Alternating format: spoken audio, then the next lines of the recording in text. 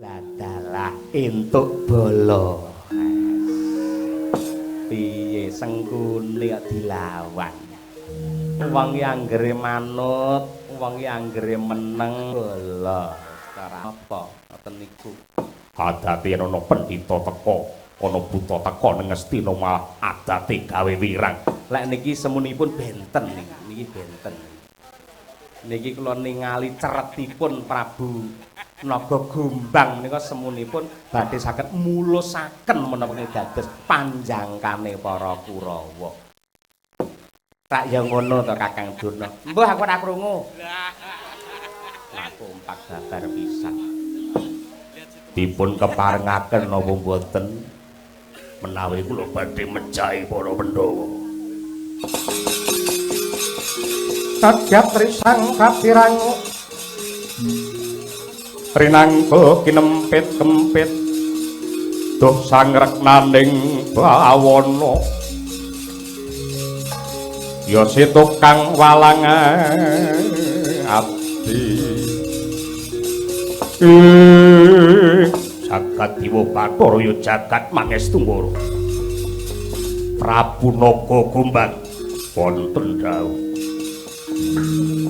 bombong mongkok marem rasaning atiku mergo sing tak antu-antu sing tak anti-anti sejatine ya lakon sing kaya mengkene iki nadyan to akeh kulit daging sing rina wengi nampa blanja saka Ngastina ning nyatane ora ketok lelabuhane kowe wong liya braya paradene Soroh kelawan Darma Soloh kelawan lelabuhan marang Duryudana kowe tak wenehi ngerti yen kowe bakal mateni para Pandhawa ripalungguhan iki gampang mergo Pandhawa uripe lagi kaliren uripe lagi serakat mapane ana ing wana Kamyaka 7 taun dadi wong buangan yen kowe iso mateni sing jenenge para Pandhawa separone negara Ngastina tak pasrahke marang kowe yen perlu lenga bumi Ngastina suwene 5 taun tak pasrahke marang kowe.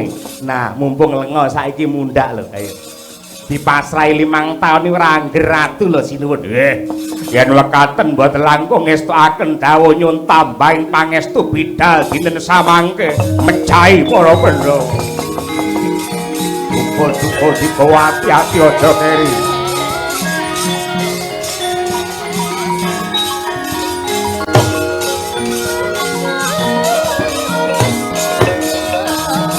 Kota Pandhawa kata Katiwisaya Timpriyak Sakara Maruta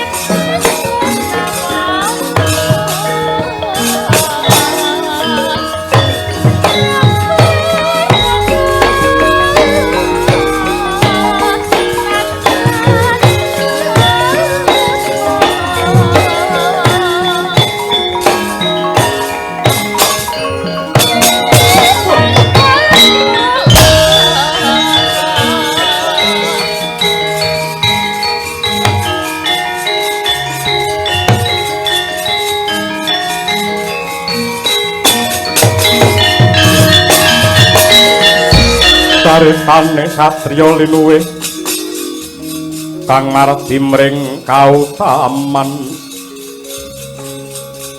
tan tekat mring pangestine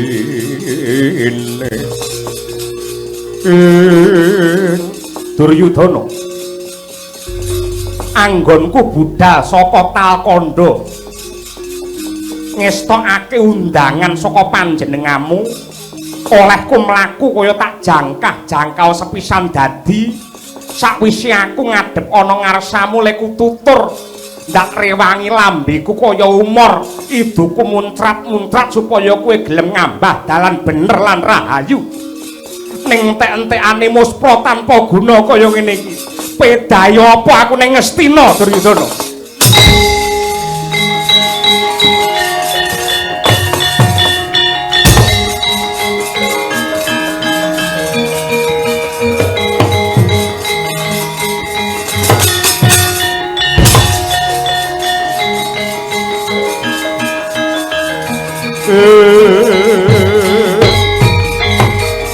lewar ngawur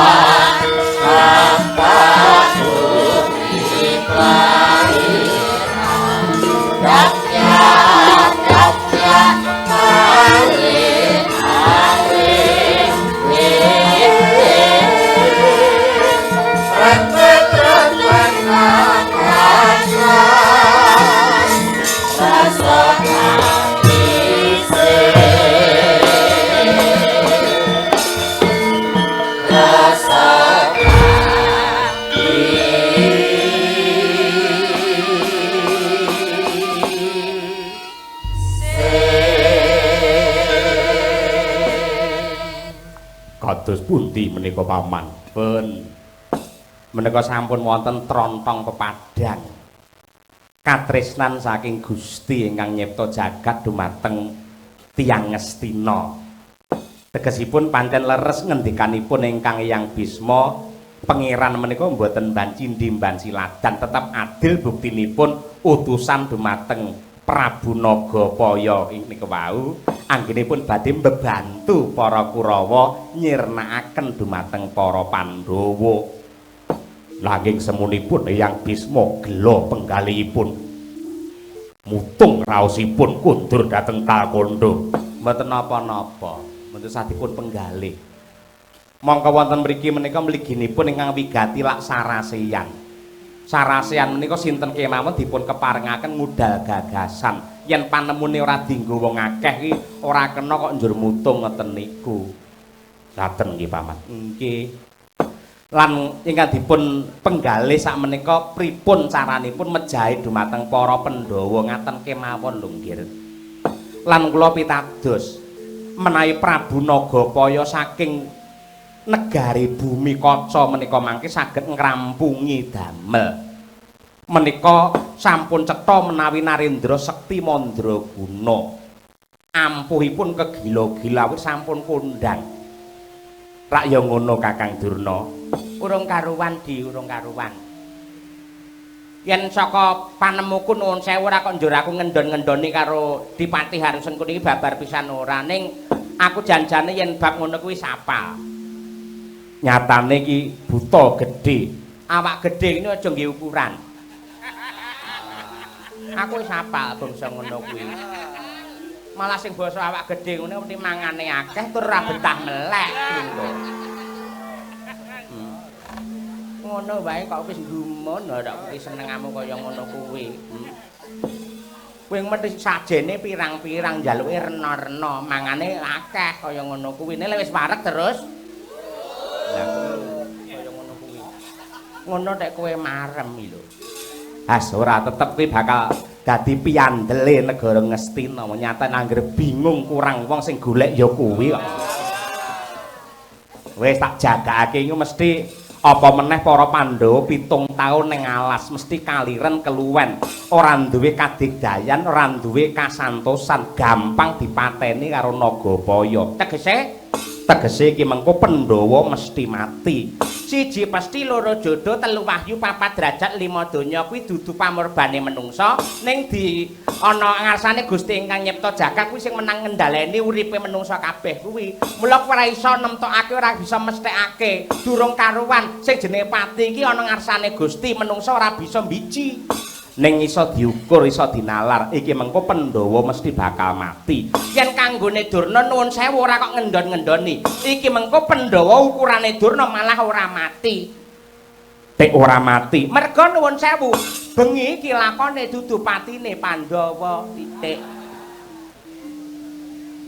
kowe aja ngendon-ngendoni lha aku ngaturake miting klapa sak lugune kok wis to nadyan kaya ngapa lan kepiye bener jejer luput mawon sapa sing dibiti oleh kono mahyune bakal sirna becik ketitik ala ketara wis cetha gandhe sing ala ki Sengkuni sing ala ki Naga Gombang tan wurung iki bakal suwah brasa tekape ngulah Darmastuti darmane para Pandhawa sing bakal nyirnakake Naga Gombang yen malah saka petungku ora mung Naga Gombang sing mati klebu Naga Sengkuni ya melu mati pisan lambene ora marai mak tratap ora kowe karo aku rombongan tembungmu kaya ngono kuwi.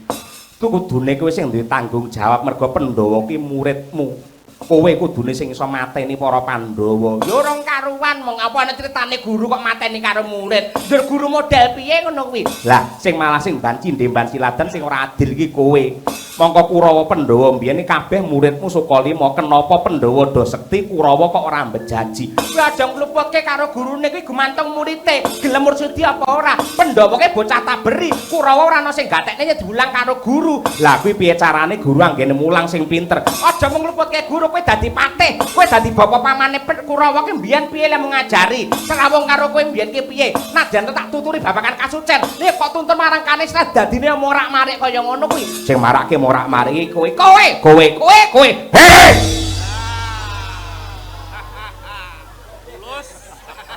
Tujune sing bedhug wis apal. Lah toto. Sampeyan kabeh iki makili para kawula. Sampeyan rembukan ngene iki ditropong tayangake ana ing layar kaca didelok karo wong sak negara. Apa memper kawulane ditudoyong padu. Wis kek ngelek-ngelek prajurit liyane dianggep grombolan ngono. Muni sing ora-ora modar diseneni kowe Sengkuni. Sampeyan barang kuwi bapa? Lah nggih kula barang niki. Ora urus ora.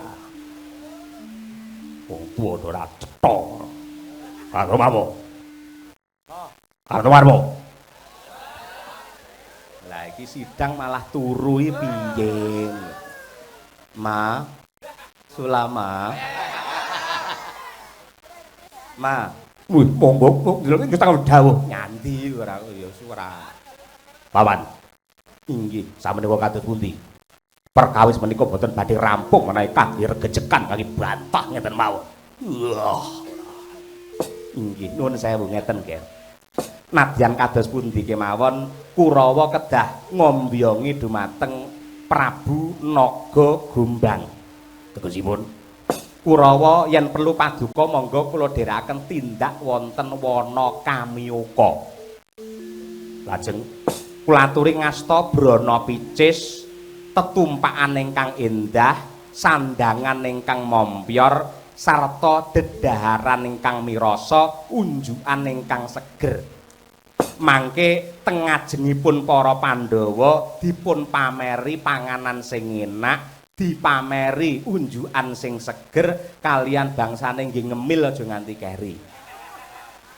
Gandeng para Pandhawa niku wong ngelih, angger ngerti panganan ngoten niku mesti ngintir-ngintir, yen ngintir-ngintir njur pikirane kuwur, yen pikirane kuwur atine dadi ajur, yen ajur nang ndi parane tanwurunga badhe pejah dadakan. Rak ya ngono Kakang Durna. Ah teori.